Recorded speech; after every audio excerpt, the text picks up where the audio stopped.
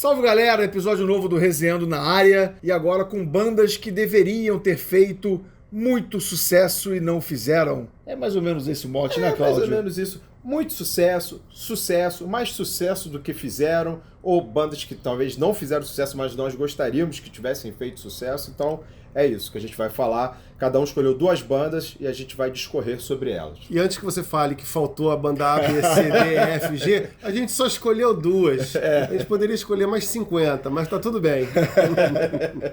É isso aí, roda a vinheta.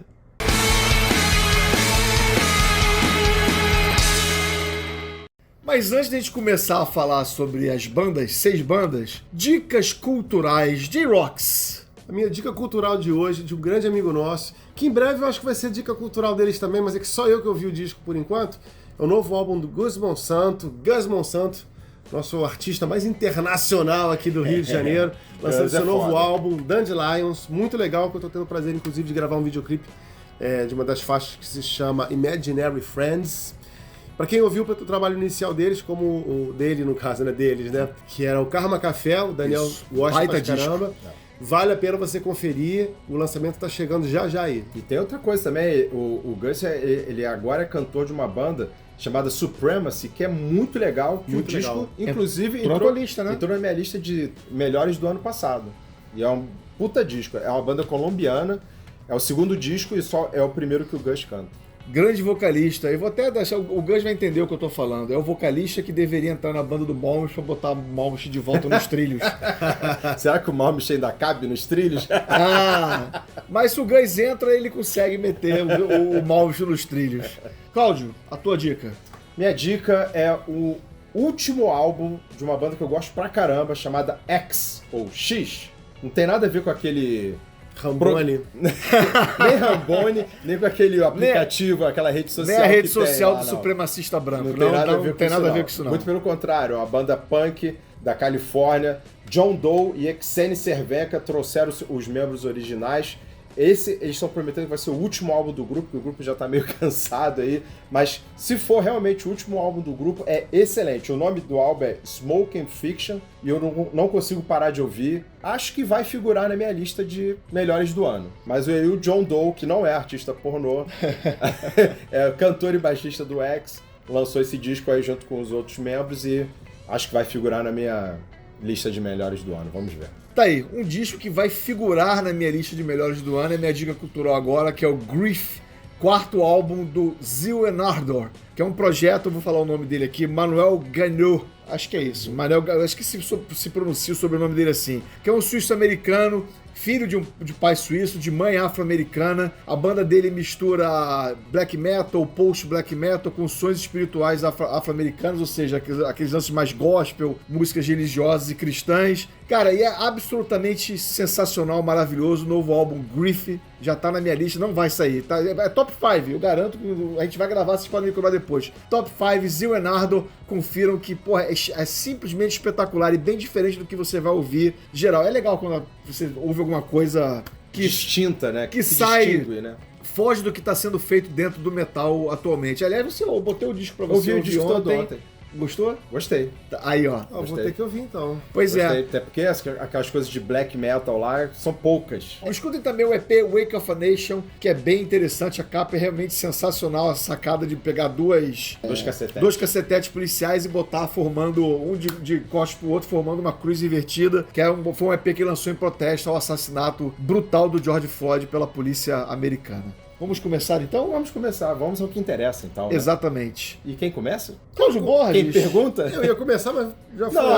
Então vai lá. Vamos lá, a minha banda, a primeira banda que eu vou falar é uma banda, vou por ordem cronológica de nascimento da banda. Essa banda nasceu em Glasgow, na Escócia, em 1980. Chama-se Della Mitri e foi fundada e permanece o núcleo do cantor e baixista Justin Curry e do guitarrista Ian Harvey. Eles são os fundadores e são os únicos membros constantes em todas as formações, que muda toda hora, tanto um guitarrista, tanto um baterista. O tecladista não, desde que entrou é o mesmo, mas guitarra e batera acabam mudando. É uma das minhas bandas favoritas de todos os tempos, que figura no meu top 5 ali em cima. caramba. E é um som meio folk, com rock, com pop, que eu gosto pra caramba. Muita influência de Beatles. E os grandes momentos dele na carreira foram quando a música dele chamada Nothing Ever Happens atingiu o primeiro lugar da parada britânica em 1990. Em seguida, em 1995, eles atingiram a 10ª posição da parada da Billboard com a música Road to Me,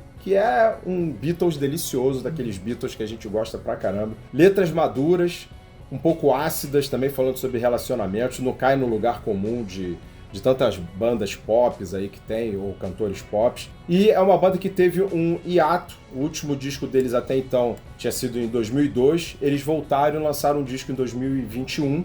A banda tá em turnê, estavam abrindo shows do Simple Minds há pouco tempo e agora estão em turnê deles mesmo, como headliners. Mas a nota triste é que, no início do ano, o cantor Justin Curry, que é o principal compositor da banda, anunciou que está com Parkinson aos 59 anos e a gente não sabe como isso vai mexer na estrutura da banda, porque provavelmente baixo ele não vai conseguir mais tocar, cantar talvez fique algo diferente para ele também, meio distante do que ele consegue fazer hoje, mas é uma das minhas bandas favoritas e eu queria que esse sucesso que eles fizeram ali nos anos 90 tivesse perdurado e tivesse atingido mais pessoas.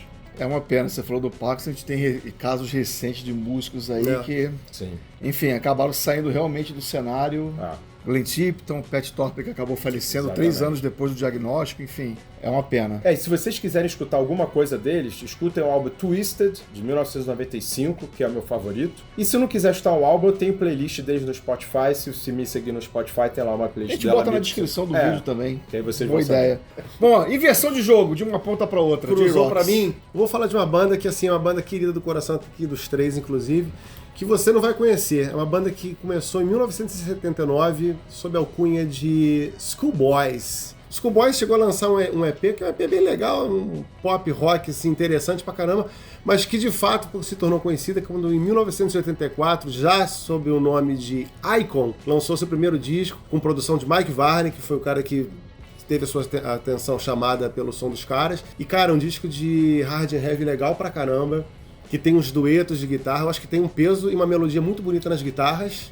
As guitarras casam muito bem ali, talvez até pela produção também, pelo Mike Varney, inclusive, né, porque é o guitarrista de mão cheia. Pelos vocais muito bons, melódicos, e esse primeiro disco é bom pra caramba, se chama Icon, eu já falei. E um ano depois eles lançaram o álbum Night of the Crime. Descasso também. Descasso, que aí já foi produzido por quem? Ed Kramer. Que quem conhece sabe que, né, faz tocar o primeiro já fez, agora. Né? E que é uma outra pegada, tem uma coisa um pouquinho mais pop, mais radio-oriented, digamos. Um pouquinho? Assim. Bem mais, bem mais. Tem bastante presença de teclado do John Aquilino, que é um dos caras mais maneiros ali da banda. Sintetizada também, eles estavam usando muita guitarra sintetizada. Tem muita coisa, mas que assim, era um disco que prometia que a banda ia para um outro patamar, mas acabou não acontecendo, que ainda enquanto o disco estava sendo finalizado, o vocalista Stephen Clifford saiu da banda porque ele tinha problemas de drogas, sentiu que estava começando a se afundar num lifestyle que ele não queria, ele acabou encontrando essa saída na religião e saiu da banda antes do álbum estar de fato completo, por isso que nem existe um videoclipe desse álbum. Não houve turnê, o cara que levou eles para Capitol Records saiu também da jogada, então eles foram jogados ao nada. Depois chegaram a lançar uma fita, esqueci até o nome. A More Perfect Union. Que tem umas músicas legais, mas tem uma pegada mais pop ainda. E depois, já com outro vocalista, em 89 eles lançaram mais um álbum lá, já pela Combat, que não é um disco ruim, mas também não é um disco bom. Ele soa um pouquinho genérico, né? Bem genérico. E a escolha da música pro clipe eu não acho legal, ele tem outras músicas bem mais legais ali. E a banda, depois ela se dissolveu, cada um foi fazer seu trabalho. Mas há pouco tempo atrás... Essa é a boa notícia. Essa é a boa notícia. Eles voltaram com a formação clássica, né? Com o Stephen Clifford novamente nos vocais. E tá sempre pipocando eles no estúdio, gravando alguma coisa e tal. Já tem um tempo, até um pouco longo disso aí. Mas a gente tá na expectativa, mas assim, Icon era uma banda que eu acho que com Night of the Crime de 85, ela ia dar um passo à frente, porque assim, liricamente, a produção, tudo, eu acho que ela soava um pouco diferente do que estava sendo feito na época, que estava começando a ser um pouco genérico. Sim, acho que realmente se ele não sai da banda e a banda faz a turnê, A banda poderia ter Sim. estourado porque, pô, você pegou 85, era assim, tava borbulhando, não tava saturado ainda, entendeu? Acho que era realmente pra banda ter... Em 85, se você pega todo mundo lá do primeiro escalão que tava fazendo hard rock naquela época, ninguém tava com aquele som do Não, Ninguém também tava não. só depois. Também não. Ninguém O tava Kiss só vai chegar próximo disso no Crazy Nights. 87. 87, 2 anos depois. E não só essa questão de sonoridade, eu acho que liricamente eles ofereciam algo a mais. Não tava só naquela coisa de Mulher, festa, rock and roll. zoeira, Não, cara. não, Eles não. tinham uma outra pegada. Tinha outra pegada. No primeiro álbum você já vê isso. Aqui no segundo, várias letras não são deles, né? Tem um compositor de fora.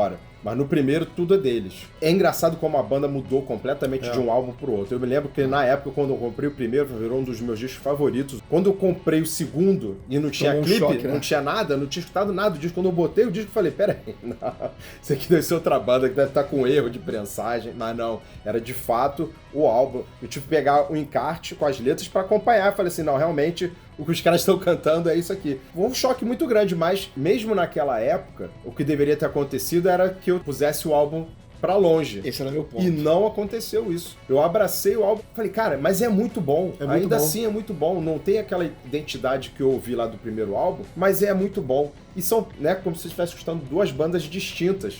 Isso que eu acho maneiro pra caramba dessa fase. Essa é a parte que eu ia realmente falar e você já meteu. Você ouve o Icon, que é o álbum de estreia, ouve o Night of the Crime e fala assim, são bandas é a mesma banda com sonoridade completamente diferente. Eu achava até que tinha mudado a banda inteira. Eu falei, pô, deixa eu conferir o nome dos caras pra ver se são os mesmos. E dois puta discos. Mas é uma pena realmente que o Steve Clifford saiu da banda porque você tinha o Ed Kramer, gravadora... Tava investindo nos caras. Exatamente. Assim, Trazendo era... compositor de fora. De Isso fora, é um indicativo de que estavam investindo, Exatamente. via Aí, potencial. Os caras iam acabar excursionando, sei lá, sair excursão com abrindo pra alguma banda com uma projeção, como várias bandas da época fizeram. O caminho natural, né? Exatamente. E os caras iam acabar conquistando, enfim, e era a época da MTV, etc. O Icon era pra ter sido realmente merecia muito ter sido Eles é mesmo. uma grande banda. Fica a dica pra você que não conhece. Corra atrás porque os discos são muito bons. O meu primeiro álbum... Cruzou. Aí meio de campo agora, No meio né? de campo agora. Vou aqui dominar para começar a partir pro contra-ataque, que vai ser as artistas finais. Cara, uma banda que os três gostam, você aí do outro lado muito provavelmente conhece, muito provavelmente até goste também, Espero. porque a amplitude da carreira do cara, o cara fez tanta coisa diferente que em algum momento você vai gostar do que ele fez, que é o Rich Kotzen. Provavelmente se você conhece, pô, mas o Rich Kotzen é bem conhecido, pois ele é bem conhecido no nosso nicho. Exatamente. Porque ele merecia, até pelo som que ele fez, por discos como Change, Slow, enfim, por ter tocado no Poison, Sim. por ter tocado no Mr. Big, mas eu acho que aí também é meio a teoria. Trava ele. Tem a teoria do Adam Tostines, né? O cara, de repente, por um lado, era pra ter alçado o cara, mas por outro lado, fez algumas pessoas fora da bolha. Esse cara tocou no Poison. Esse cara tocou no Mr. Big. Isso. Não tem noção do talento do cara. E pra completar, o cara ainda era bonito. Não é bonito até hoje, né? Pois é. Então, assim, o cara pintoso. Pintoso. É pintoso. O cara machão, né? Que tem dificuldade pra dizer que o Tom é bonito. Não, o cara é pintoso. Assim, alguém poderia ter trabalhado a imagem do cara. Ninguém fez isso. O cara... Porque música tinha de sobra, né? Demais! E esse é o ponto. O cara compõe, você bota qualquer pessoa do seu círculo de amizade que não curta o que você curte, bota o cara pra ouvir Rich Kotzen. Vai gostar. Mas eu acho que faltou a ele uma assessoria melhor. Acho que ele... E alguém por trás, no bom sentido, uma gravadora ali dando respaldo pra ele. Porque assim, ele é meio bicho grilo, né? Ele é meio soltão, ele meio que se foda, né? Hoje que eu digo assim, de uns anos pra cá, melhorou. É que ele melhorou essa... Até porque o profile dele aumentou por causa do Winery Dogs, o próprio projeto que ele fez com o Adrian Smith também. Aí esse é o ponto. O Winery Dogs deu uma projeção pra ele, pra um outro público, que é o público que acompanha o Mike Portnoy, Sim. que realmente o cara... músico, né? O cara assim tem... Porque a gente falou de músico. Ele toca guitarra que é uma barbaridade. Canta que é uma barbaridade. Toca baixo pra cacete. E compõe... Cara, é um compositor de mão cheia. O projeto dele com o Adrian Smith foi, acho que mesmo que tardiamente, pode levar ele para um outro lugar, porque ele agora está lançando um novo álbum, Nomad, já saíram 2 singles já, vai ser lançado pela BMG, que é a gravadora que lança o Iron Maiden e a gravadora que lançou o disco dele com o Adrian Smith. Então, de repente, mesmo que tardiamente... Quem sabe, né? Quem sabe, eu torço para isso. Ele já lançou 2 singles, um deles é Cheap Shots, que já tem um clipe também que é bem legal, a música é muito boa. Que tá bem de acordo com o trabalho solo dele. Sim. É a praia. Eu não ouvi o álbum ainda, né? Mas são 8 músicas só. Então eu fiquei meio assim, pô, podia ter um pouquinho mais. A gente não sabe a duração das faixas também, então não dá pra ter uma noção. Agora, é um cara que nasceu na época da Sharapnel, descoberto pelo Mike Varney também. Lançou o primeiro álbum solo quando ele tinha 17 anos de idade. Mas é um cara que já estava muito à frente do tempo, até dessa galera virtuosa shredder da época, que o segundo álbum dele, o Fever Dream, já é com vocal. Aí depois ele lançou Electric Joy, que foi até uma meio que imposição da gravadora, não. Pô, mas lança mais outro disco instrumental aí. Ele é virtuoso, toca guitarra pra caramba, não esconde isso ao vivo, não esconde isso nas músicas, mas ele toca pra música. E depois veio o Modern... Aí tem um detalhe, o Motorhead's Family Reunion foi lançado pela Geffen. E mesmo assim... Mas foi o único também, né? Foi. Mas foi logo depois do Poison também. Sim, então, 94 era uma época também que já estava começando... Já não era Outros tempos. Já não era o período. E ele quase teria tido um profile maior se na época ele estava montando um trio com o Billy Sheehan e o Pat Torpey, na época do What If. Que até tem uma música com os três tocando. Ali era o início desse projeto, só que não foi pra frente. Talvez. E foi antes dele entrar no Mr. Big, inclusive. Foi. Ele só entrou no Mr. Big depois. Foi isso. Se de repente eles fazem esse trio, talvez, né? Quem sabe, está jogando no IF. Vai falar no Si. Aliás, o What If é outro baita disco. Cara, é o disco que me apresentou a carreira solo dele. Ele lançou disco de blues, que é o Bipolar Blues. Com o Mr. Big, eles regravaram um bando de Purple, que pra mim, a opinião impopular. A opinião popular eu vou acreditar você como sendo o membro dessa bancada mais calçado pra poder falar isso, porque você é o fã do Deep Purple que existe aqui. Pronto. Então tá, vamos lá. O solo do Hitchcock pra versão do Mr. Big de Burn é melhor que o solo original do Hit Blackmore. Ele já tá na emoção, já foi pra emoção. Mas é verdade. Enfim, aquele papinho cara. de que cruzou a bola pra cá, ele é aquele que fez o gol, já correu o campo inteiro, tirou a camisa, passou pra galera, subiu na arquibancada. Vai tomar o cartão, mas não tá nem aí. Mas o pior é se o gol for anulado, porque vira meme, né? Bota o cara correndo, passando pelo supermercado mundial, um monte de coisa. O cara gravou até fez até com o Stanley Clarke, o Vertu, que é a versão anos 2000 do Return to Forever. Se você não conhece... Só faltou ele entrar no Audioslave no lugar do Chris Cornell. Pois é. Procure no YouTube, tem uma versão, tem um show do Winery Dogs, em que o Tom Morello sobe ao palco, eles tocam o Kutchise, o Hitchcock se larga a guitarra e vai cantar. Você fecha os olhos e vira e fala assim... O Hitchcock sozinho podia ser um Audioslave, né? Por mim. Olha, ele toca até bateria, então... Pois é. Poderia.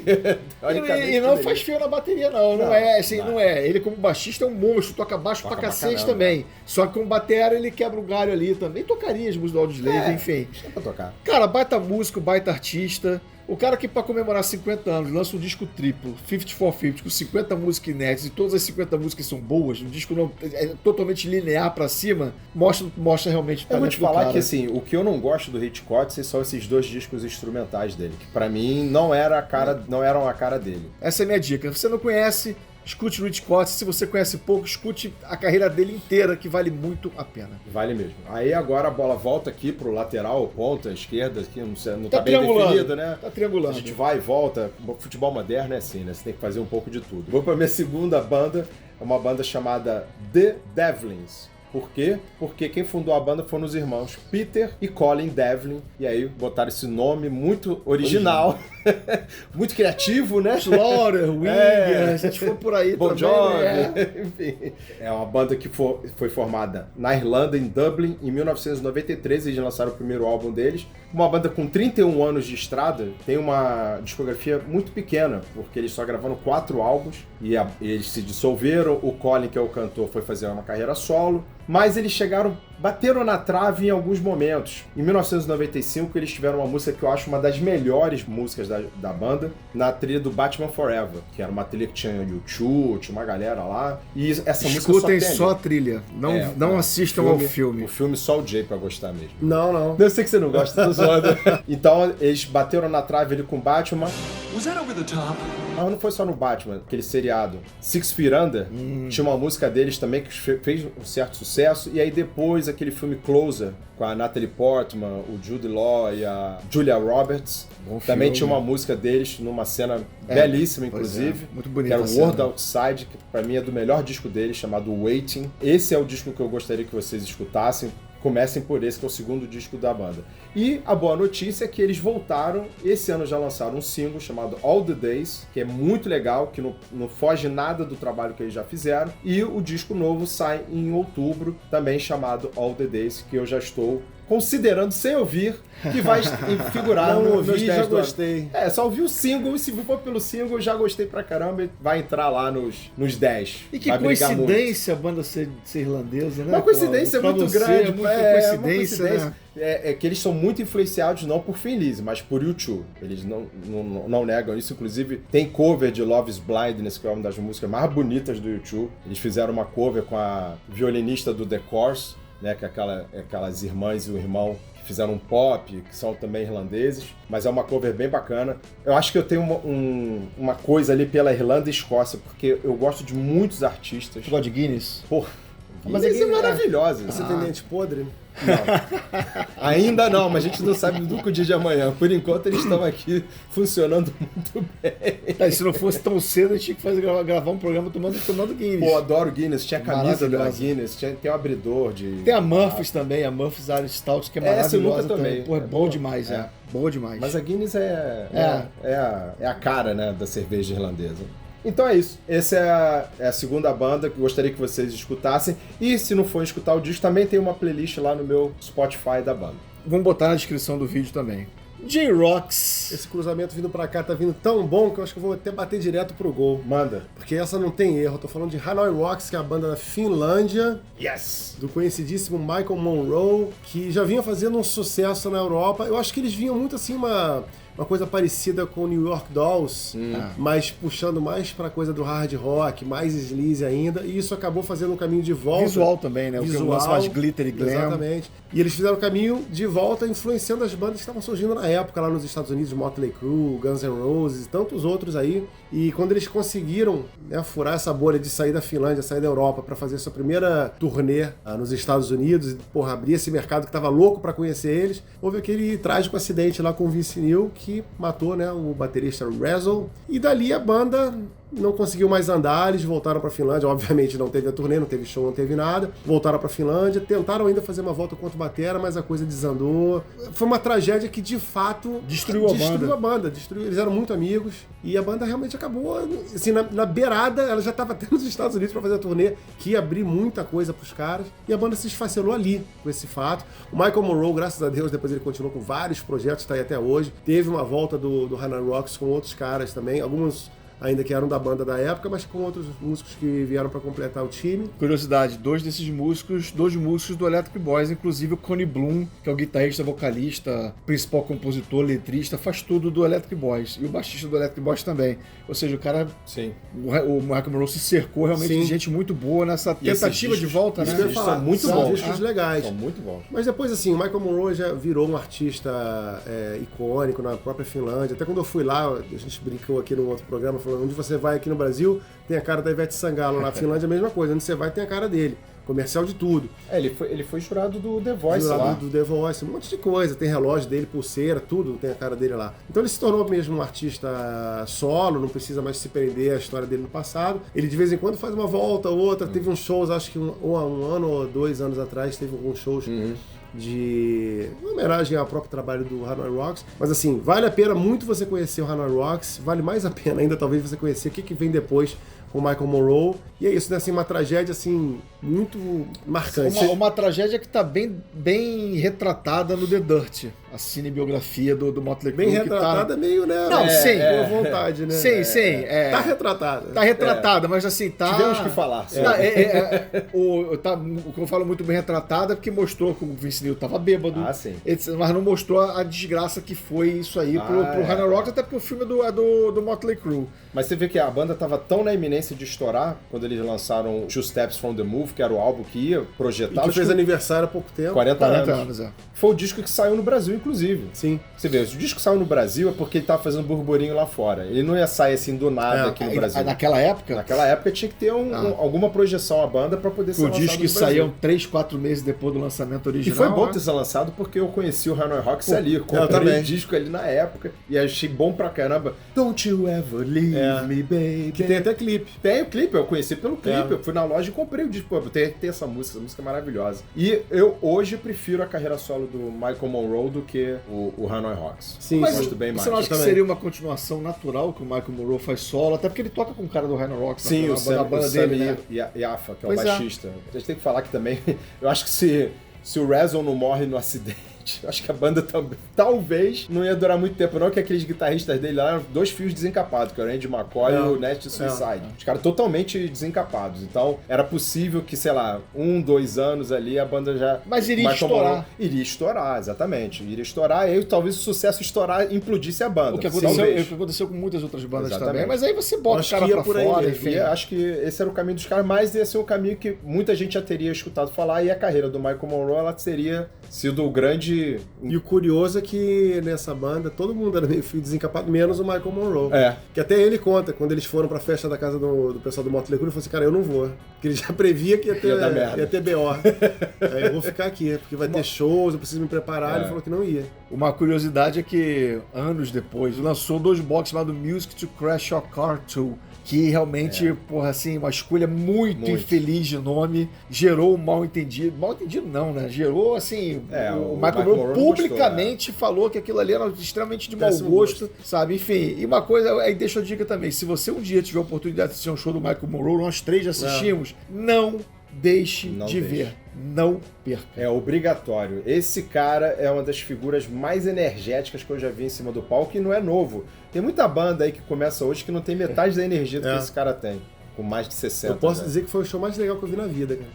Quando eu assisti o show deles, foi em 2015. No Sweden Rock, bem legal. Até porque... E o cara é muito atencioso. Muito atencioso. Ele é... Eu fui lá no Monster of Rock, fui lá pegar um autógrafo com ele. Aí ele falou assim, qual é o seu nome? Eu falei, Cláudio. Pô, eu tenho um fã na Argentina que se chama Cláudio também. Você é da onde? Eu falei, do Brasil. Eu falei, pô, do Brasil. Porque ele já tinha vindo tocar aqui em São Paulo. Pô, eu toquei em São Paulo, adorei lá, foi bem legal, não sei o que, não sei o que lá. Ele pegou, tirou um cartão postal do The Voice com a foto dele. E aí, tio Cláudio, não sei o que, me deu, assim. Gente boa pra caramba. A minha história no show, eu fiquei na fila pra tirar... Aquelas fila pra você fazer fotos e autógrafo com músico, né, no Sweden Rock. Eu fiquei na fila, quando chegou na minha vez, eu saquei meu celular, a bateria acabou. Na frente dele. Parado na frente dele. Aí eu virei pra ele e falei assim, cara, minha bateria acabou. Eu tinha levado uma bandeira do Brasil, eles assinaram. Aí ele falou assim, cara, que acabou. Aí ele falou assim, cara, dá uma espada pra ele aqui. Ele me deu uns cartões, me deu foto, me deu adesivo, me deu um monte de coisa. Tipo assim, cara, já que você não vai ter foto, toma uns presentes meus aí. E quando eu fui pro show, eu fiquei na primeira fileira. Aí ele me viu ali. Aí teve um momento que tava rolando o show, ele falou assim, a próxima música aqui eu vou dedicar aqui pro meu amigo da Argentina. Aí eu falei, do Brasil. Ele, desculpa, do Brasil. Pô, mó legal, o cara ainda se preocupou ali, por dedicar a música pro cara ali que não conseguia tirar foto comigo. Pô, mas você não sabe que a capital do Brasil é Buenos Aires, né? Não sabe, não? Se deixar, a galera fala isso. Eu não falei com ele no Monster of Rock. Você tava em outro show que eu não lembro qual era. Devia ser o Metal Church, alguma coisa assim. Eu assisti a um dos 2 shows dele. Sim, o segundo. Eu tive a oportunidade foi de entrevistar o Michael Monroe por Zoom e, pô, cara, simpático, educado pra caramba, atencioso. Demais. Aliás, que difere muito de muitos músicos mais novos, diga-se passagem, né? Enfim. A estrela do TikTok. É basicamente isso. Última, eu sei que o Cláudio gosta muito dessa banda, não sei se o Jay curte, mas a minha última indicação é uma banda que não existe mais, acabou muito prematuramente, que é essa aqui, Badlands. Badlands não me fala o coração, não. Não? Pois Me fala vários lugares. É mesmo? Pra mim não tenho raiva nem acho bom. Mas você conhece bem, ouviu bem os discos? Eu não ouvi bem. Ouvi uma vez ou outra, achei que era mais sério do que eu queria ouvir na época. Entendeu? Verdade. Tá aí. Aí eu não criei ânimo. O Jay deu a deixa. Deu a deixa. Exatamente, porque quando o Jake Lee saiu do Ozzy e montou essa banda com o Ray Gillan, que tinha cantado no Black Sabbath, o Eric Singer, que era o batera do Black Sabbath, que depois tocou com quem? Com os deuses do Olimpo. E com o Greg Chason, que era um baixista que era completamente desconhecido, todo mundo esperava o quê? Alguma coisa daquela pré-hard rock que era feita na época, mais comercial, enfim, o hair metal, o glam metal é uma coisa meio shredder. Apesar do Jake Lee meter uns solos estupidamente maravilhosos, como o de Rumbling Train no álbum de estreia, não tem nada a ver. É hard rock clássico anos 70, bastante influenciado por Led Zeppelin. Nossa, porra! Muito também por causa do Ray Gillan, que era um vocalista completamente fora de série. Quando ele manda uns baby ali, você já fala assim, Robert Plant. Demais.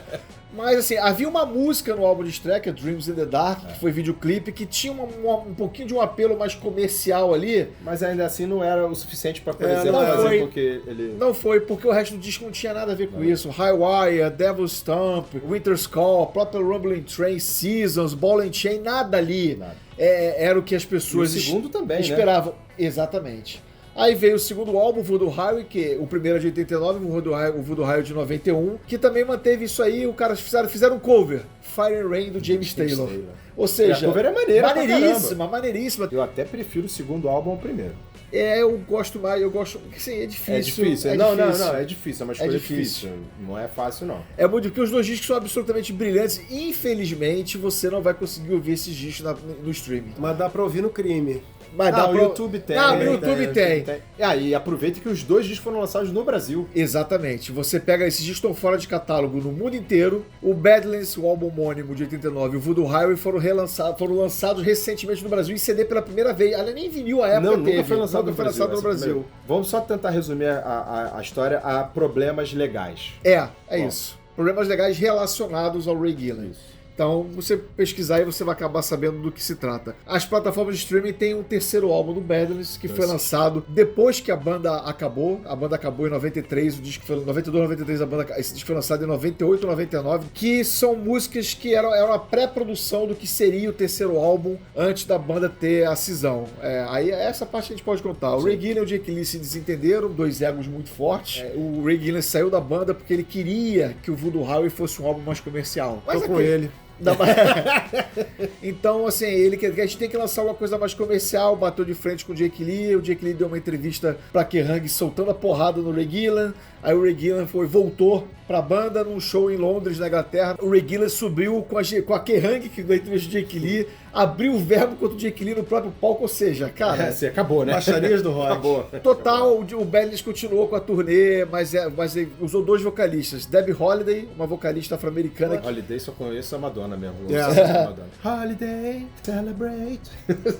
E depois da Debbie Holiday, o John West. Cantou no Attention, enfim, cantou... Fez show com o Lynch Mob. Teve muita gente, à época, cogitou do Badlands continuar com o Rob Lamoth, que era do River Dogs. Pô, gostava dele pra caramba, mas era um estilo diferente. Na banda, enfim. Infelizmente acabou. Mas é isso, era uma banda que poderia ter estourado, deveria ter estourado, porque era Atlantic Records. Os dois primeiros álbuns. O primeiro álbum, produção do Paul O'Neill. Quem gosta de Savatage, Trans-Siberian Orchestra sabe que é o Paul O'Neill. Esse é o problema.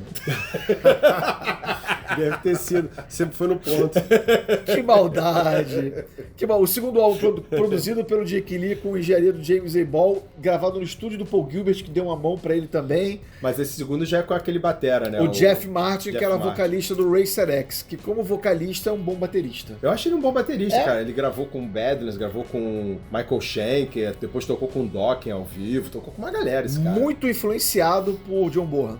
Bastante. Muito influenciado por John Bonham. Ele realmente é muito bom baterista, como vocalista. É isso. Isso aí, nós... Done. Mas você não tá dando, porque você tem que se inscrever no canal, seguir a gente nas redes sociais, que na verdade é o próprio YouTube e o Instagram.